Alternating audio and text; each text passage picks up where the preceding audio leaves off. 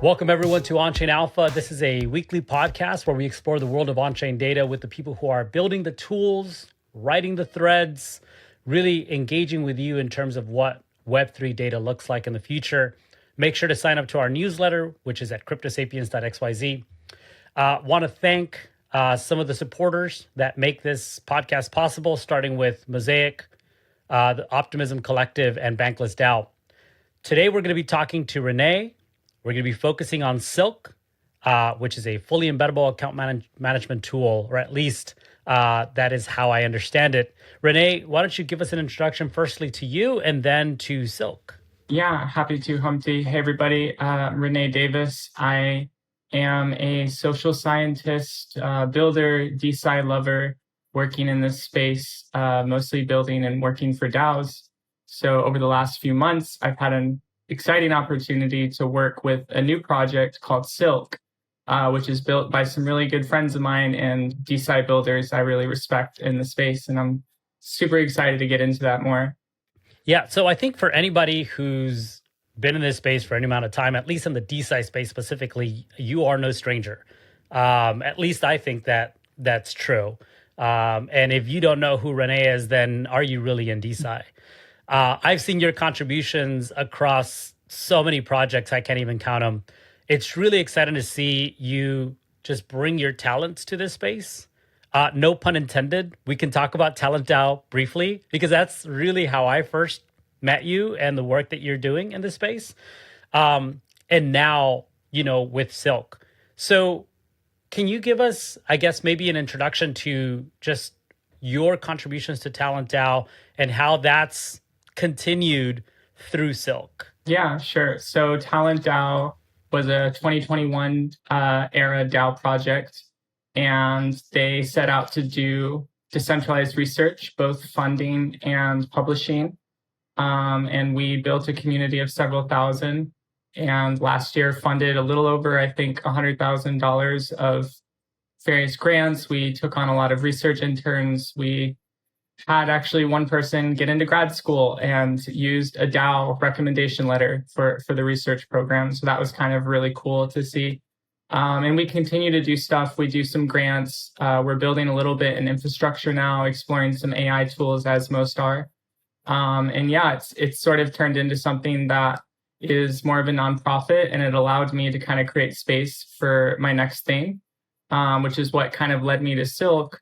And this collaboration goes back a while because, Shadi Eldamati is one of the co-founders of Silk. And maybe you've heard of Holonym, which I think is important to talk about Holonym today because it's part of that story.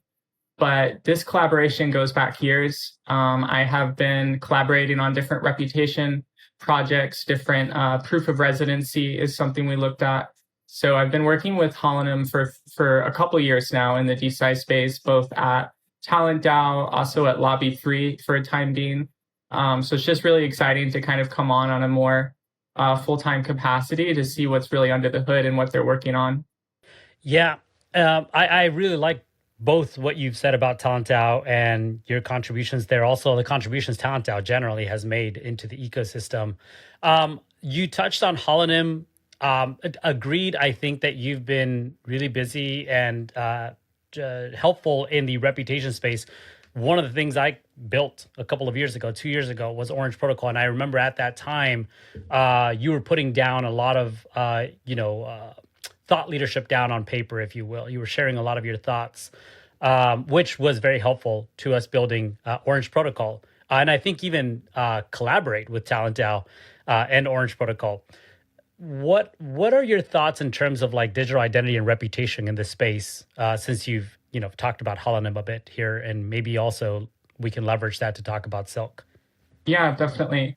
I think you're starting to see reputation consolidate a little bit, and it's through the fruition of this consolidation is like the on-chain points system, right? Everybody's getting into on-chain points. They have, identity sort of aggregator layers like Disco. And you're seeing that I think there's starting to be more of a universal agreement on what points looks like on chain. With that said, there's still not a great application layer for reputation and identity. So I'm hoping to see more applications come out over the next year and a half, where we have, profile explorers. We have different ways to calculate points on chain that empowers the user to sort of mint their own verified credentials.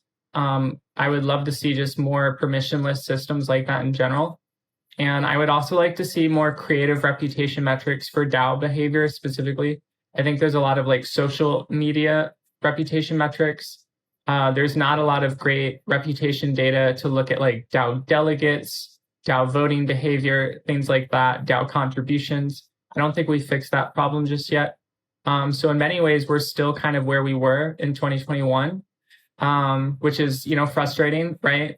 But then there's also is some consolidation, and I think that's a good thing. And we're starting to see very large collaborations on on-chain point systems. I'm in a working group with probably 20 other projects working on an on-chain point system for Ceramic, which will be really interesting.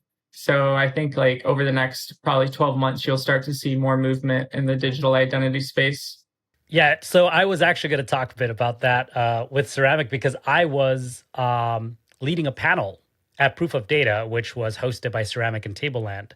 And first of all, I thought I was being quite innovative introducing a panel on points. I didn't realize that there were going to be so many people talking about points at ETH Denver. It just seemed like the meta. I personally thought it was going to be account abstraction was going to be the key topic of interest, but there was a lot of talk about points. With that said, one of the things that I was pleased to learn is the work that Ceramic is doing with trying to build an open framework for off-chain points, right? To enable more interoperability across point systems. I brought 3 speakers up with me, and just to kind of draw some tension to the conversation early, I asked everybody what their thoughts were of where points should live. Should they live on-chain or off-chain? And 3/4, myself included, said on-chain. The only person that said off-chain, no surprise, was the person I brought up from Ceramic. I did that intentionally because I knew already going in of the work that Ceramic has been doing in the space of points, using off-chain data. So I wanted Rohan, who is the product lead over there at Ceramic, to convince us, right, through the conversation, why we should think about off-chain point systems.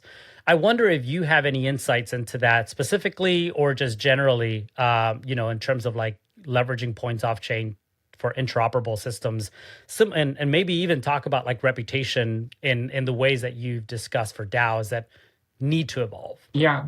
So this is a really interesting conversation, right? Because there's probably, most people disagree with me, and that the meta right now is on chain.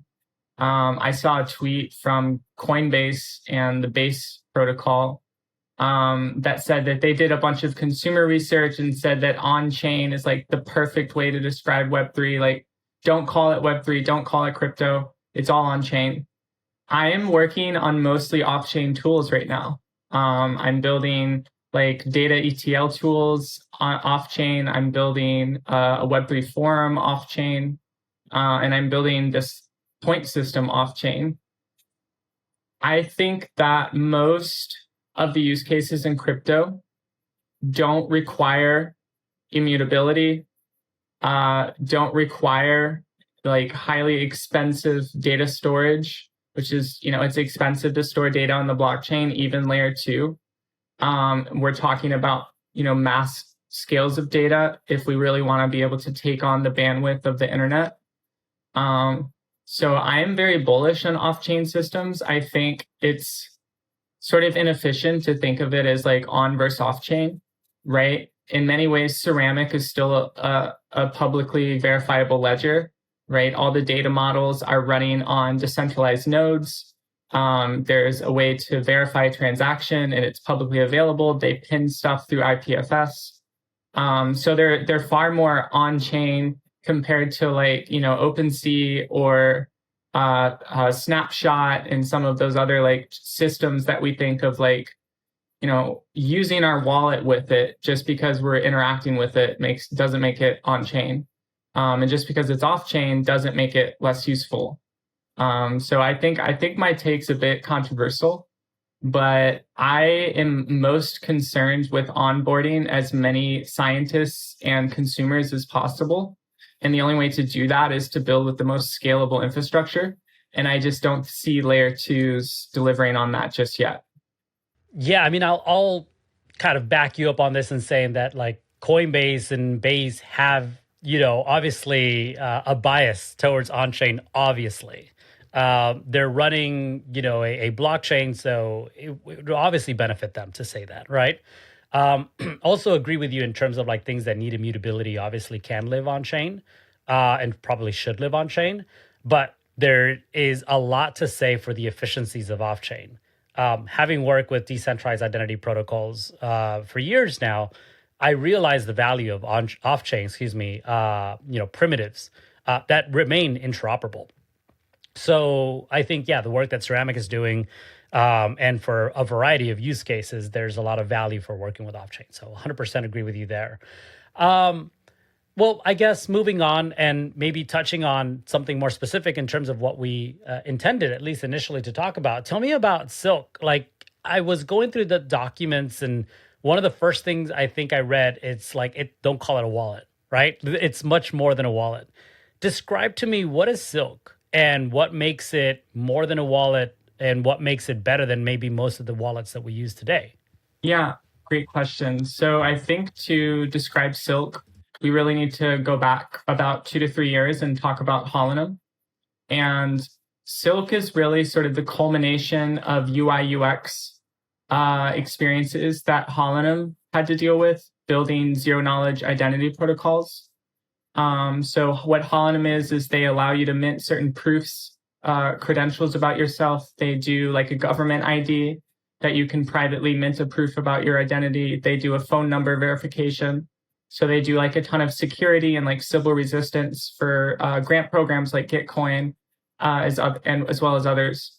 And they built Silk to kind of make ZK identity better and make it more efficient and make it more secure. After working in identity for as long as they had, they sort of discovered that it made a lot of sense for identity to operate within a wallet. And that's sort of what Silk became to fruition. And the reason they say don't call it just a wallet is because it has all of this zero knowledge proof primitives built into it, all this identity management built into it that you just don't see for a lot of wallets. If we're comparing it directly to wallets, there's also a few unique features I really like about it that I think makes it unique. The first is definitely the trustless wallet recovery. Silk is very simple to use. It's so easy your grandma can use it. And the way it is just an email and a password to log in. And we actually save a shard, an encrypted part of your private key that you can use to recover your password. And you can sign a ZK proof using your government ID to be able to do that. So you actually don't even need to manage your seed phrase anymore. And the way we do that is with multi-party computation. So we're actually splitting your seed phrase into little encrypted bits and sharing the keys with you. And you get enough to be able to recover your password.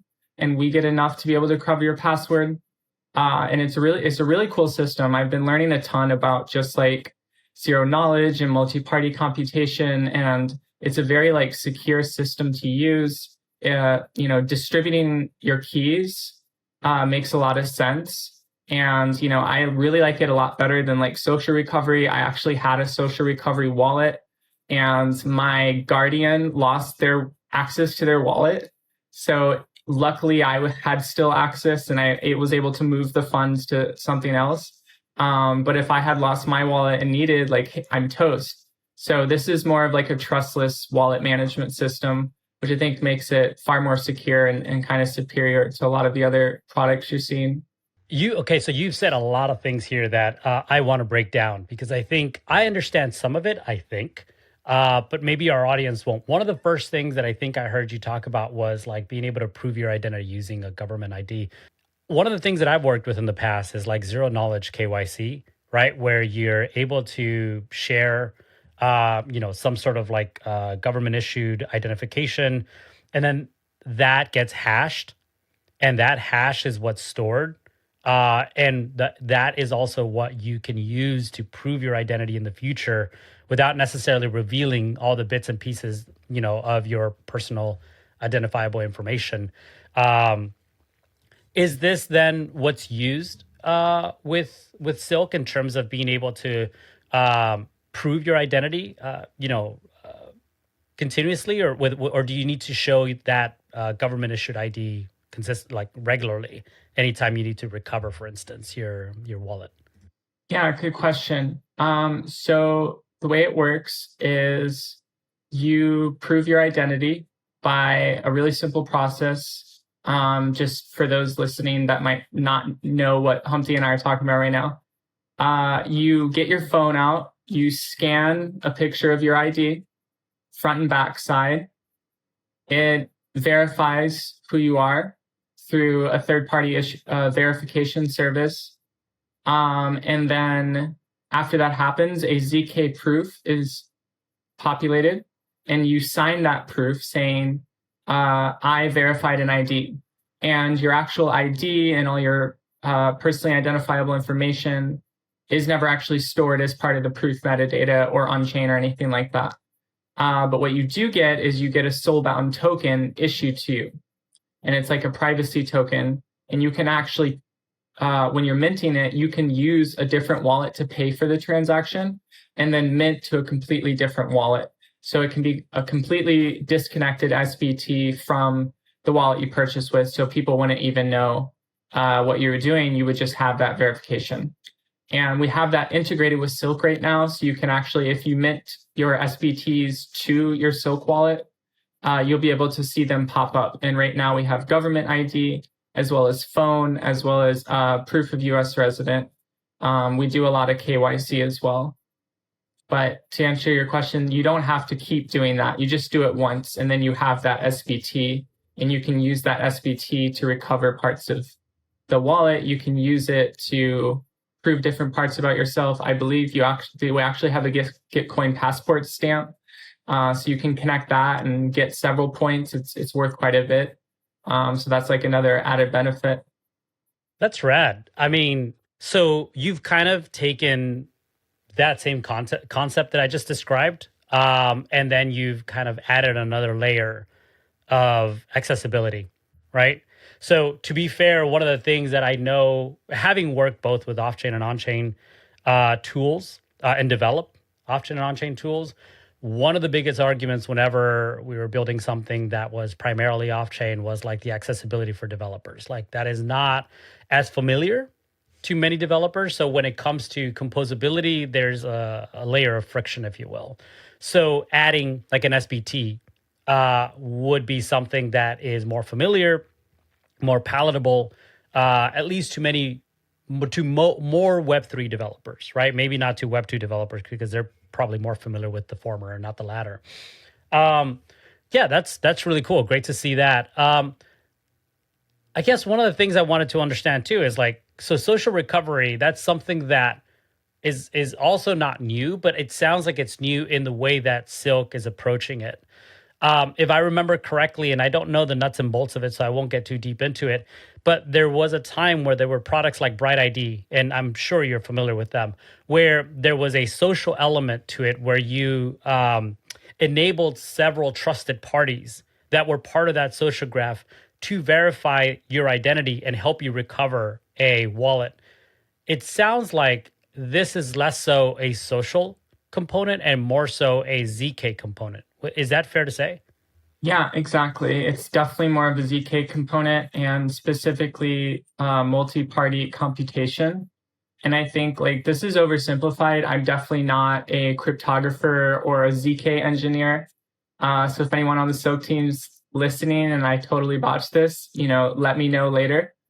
But I think a good way to sort of metaphorically compare them is like with social recovery, you're distributing access to your private keys, so to speak, or you're distributing access to like having privileges on your wallet. With multi-party computation, you're not distributing you're not distributing access to users, you're actually distributing the keys themselves as little encrypted bits, and those are being distributed. And it uses a zero knowledge proof that you only need a little bit to recover your wallet. So right now we have two-party computation just because Silk has, we're running it on one node. We have actually some exciting things we're working on to have a multi-node structure for our wallet, which would make it, more decentralized and even more secure. So I'm excited for when those things come to fruition. But right now we manage it using two-party computation. So when you sign up for Silk and create a wallet, we get a very small encrypted bit of that key so that we can recover the password for you if you need it. I don't know why this is reminding me of this, and I could be completely wrong, but again, I'm just trying to make this as familiar as possible to our listeners. One of the things that this reminds me of is when you are downloading a piece of software and you're not just going to the website and downloading the executable, but you're actually downloading the code, and then you are recompiling that code, right? For those of us nerds who really want to download things and provably, and make sure that we're not downloading, malware. You can do this. There's an option. Many software developers provide this option. And then once you're done downloading and recompiling, you can compare the hash between what you've compiled and of the software developer. And if it matches, then you can prove that that is the correct file that they've developed that you should be installing on your computer, and not something that a hacker has infiltrated and is trying to install on your computer that is not, made by the manufacturer. So in this case, you're almost like developing an identity. Let's just keep it simple, and then you keep a copy of that hash or ZK, and then there is maybe some sort of there's a relationship between that and a ZK that is provided to someone else. And then if you ever need to prove that you are who you claim to be, you just need to compare those keys or the ZK with someone else's. I don't even know if I'm making this easier or harder. And then that way you can actually recover your identity. It makes sense to me in my head. I probably just made it worse. No, I think that's super helpful. I was following along, so I think it's a good illustration. Yeah, well, I mean, we're deep in the weeds in this stuff, and I think it makes sense to us. I just want to make sure that this is as accessible to many people as possible. So now that we know, I guess, some of the things that make Silk different, what, in terms of its use case, how people use Silk, right? In terms of how they interact with Silk and their applications, or a protocol, or a social application, let's call it Farcaster. How is it different? How is it similar? Yeah, definitely. So I think it's worth mentioning sort of one more feature that I always forget about, but I use it all the time. It's really cool. And that's sending crypto through an email. So I can actually, with just having your email address, I can send you ETH through Silk. I can do that on Polygon, Mainnet, Optimism, Gnosis, and you can go claim it and then either sign in with the wallet or sign up with Silk if you don't have one yet. So that's really cool. I'm like crypto pilling people that way. I just sent like $5 on Polygon to my partner, and I'm like sending it to different friends, and they're like, "What is this? Why are you sending me this?" And they're having to sign up for Silk wallets to claim it. It's very great. So that's like a use case, right? It's so easy your grandma can use it, and the use case here is you're helping your onboard these like Web2 users and people that are not familiar with Ledger or MetaMask or some of these other like more complex wallet providers. You're sending grandma a $25 gift card through Silk, and when they claim it, they sign up for a wallet, and now they have a Web3 account and can interact with the future of the internet the way they should have the ability to, right? So that's a really interesting use case.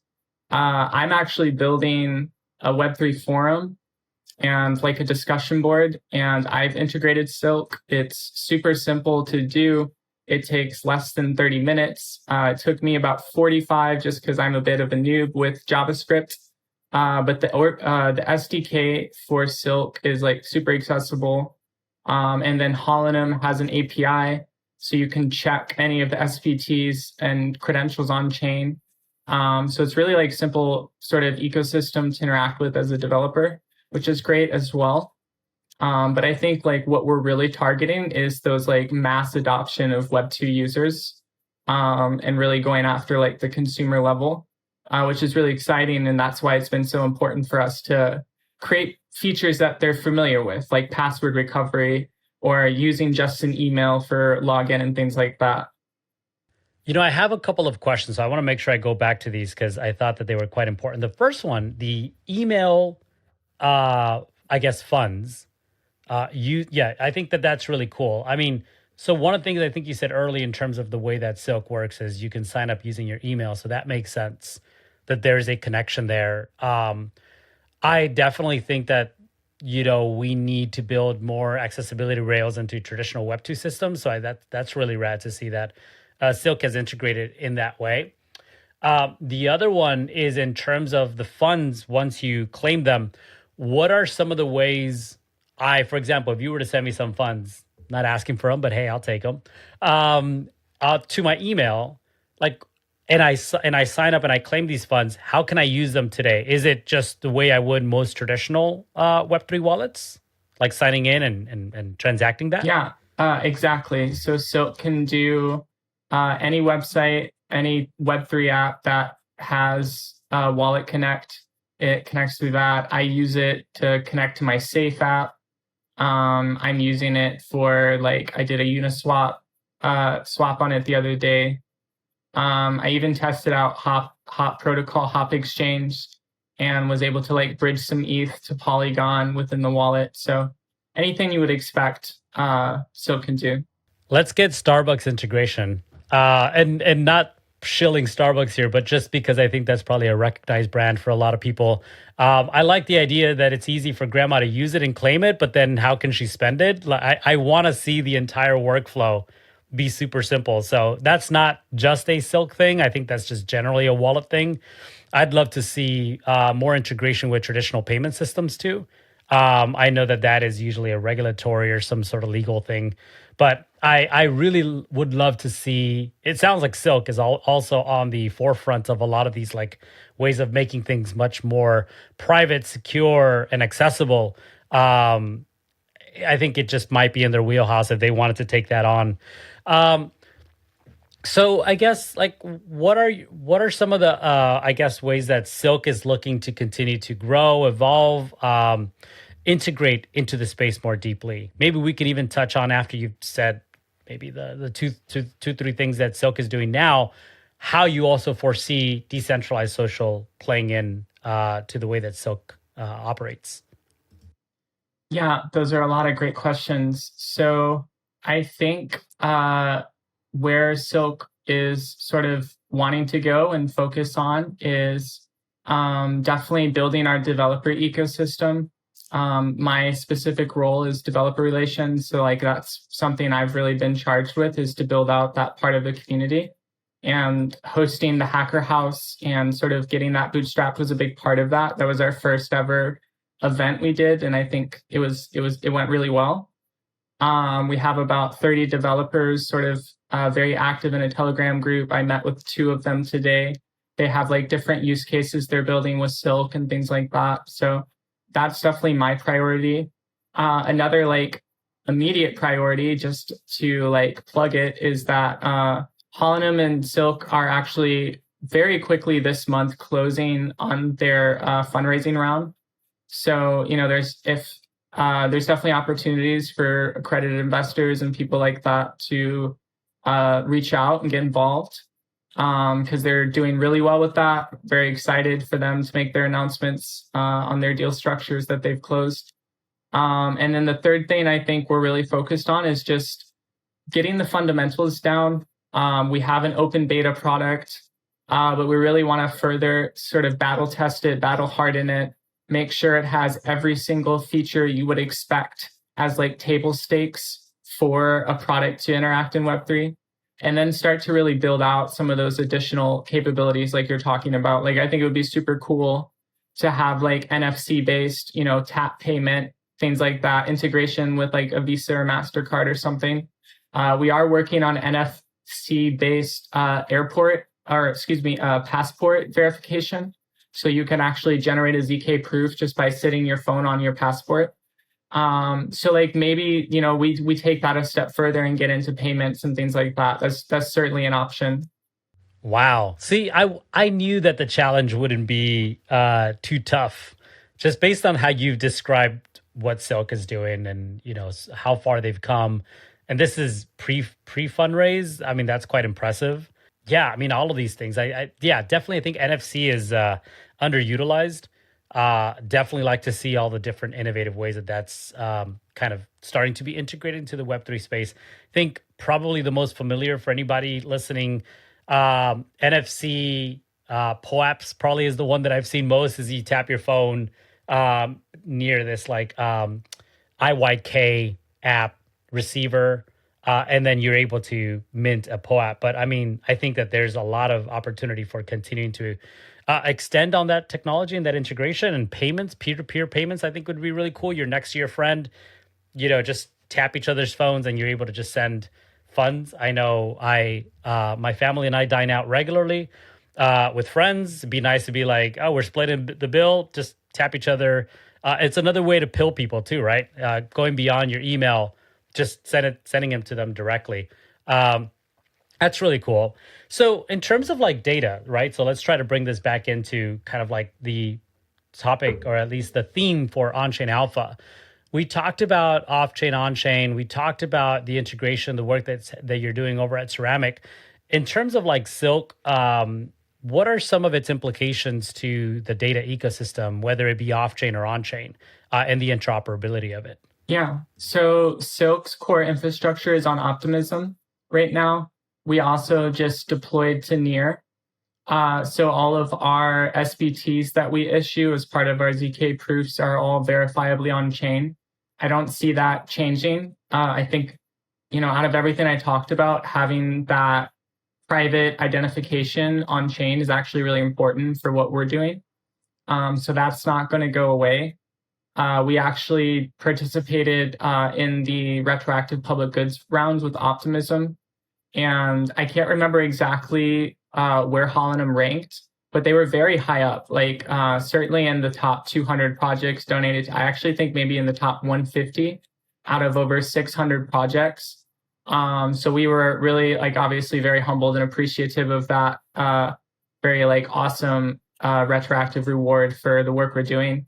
At any given day in a 30-day rolling period, we're actually usually in the top 10 biggest fee producer on Optimism. We are guzzling up transactions and gas and keeping up with most projects. There's very few projects on Optimism actually that produce more fees than us. I think WorldCoin is one that's doing a bit better, and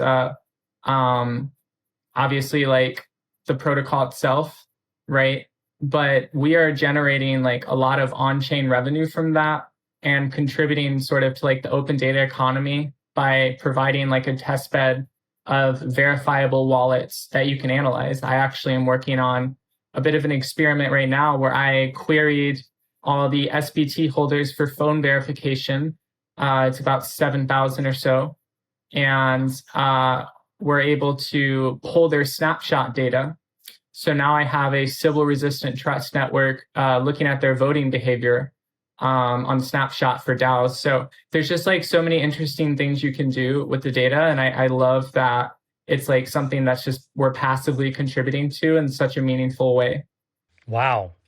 I mean, I think that goes way beyond what I was expecting personally in terms of the composability of that data. Also, you talked about building this graph, if you will, of Sybil resistance, right? Provable humanity through governance participation. Just generally, I guess, what are some of the things that really excite you the most about open data? It doesn't have to be specifically to the work that you're doing now, but it could be. It sounds like you're busy, not just, contributing to projects like Silk, but also kind of running some of your own experiments. I'm certainly always experimenting. I am never not doing some sort of research or like data analysis, looking at like on or off chain data. But I guess in the context of Silk, I'm really excited to see if I can identify meaningful differences between our SBT holders versus like the larger Web3 population of wallets.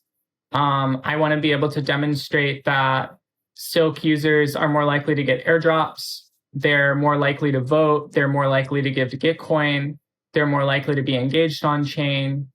I want to be able to like really prove that. So that's what I'm working on right now. I actually put together a little mercenary team of analytics people, and we're cooking up some really cool stuff. We're gonna really have some interesting metrics to really back up Silk and Holonym, what they're doing, and really kind of like prove that not only are they generating on-chain revenue and providing these open data sets, they're actually like very significant data sets to academic science. I mean, that's super interesting, super valuable. I guess anything else that like you'd like to talk about in terms of the work that you're doing or Holonym specifically, because I think you've called them out several times and it sounds like they're the builders of Silk. How has maybe your view of like the work that Holonym has changed, improved? Maybe it hasn't. Or maybe more specifically, how have they personally evolved their thinking since you started contributing to them? Yeah. So I think that my impression of Holonym is that they were initially a ZK issuer and like verifier and more of a protocol. And they still are those things. But I think what their pivot was is they got into the business of applications. So now they're doing the application layer too, and creating that more of like an actual UI UX experience for interacting with their protocol. And the culmination of trying to get that right on kind of a customer by customer basis has evolved into what Silk is. So Silk is about a little over 12 months old. It was in private alpha up until just a couple months ago. So we've been in open beta for less than 60 days, maybe less than 40. And I think we reached like 10,000 users very quickly. So that's super exciting. We also just launched version 3 of Holonym, which is sort of just a more optimized, improved version of our proofs. They're about 100 times faster and less expensive computationally. So there's just a lot going on, and I've seen them sort of really mature and also just expand their presence. I think they're really well known in DeSci, but they're also like starting to get a lot of institutional interest from larger like Web3 projects, which is really nice to see. So overall, like my impression is that they are maturing and getting into the application business, which is exciting to see. Yeah, I think that that's what I saw happening a lot last year. Maybe not a lot, but I saw more of it happening last year. A lot of this protocol level stuff, kind of maybe shifting, refocusing to more application level stuff.